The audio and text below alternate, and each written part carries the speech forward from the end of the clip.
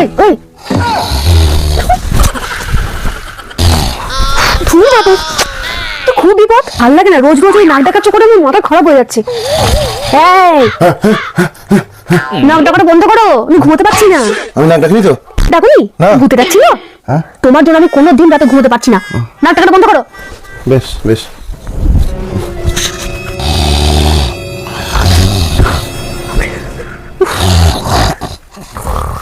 দেখছি শেষ অস্ত্রটাই প্রয়োগ করতে হবে লোকটার জন্য।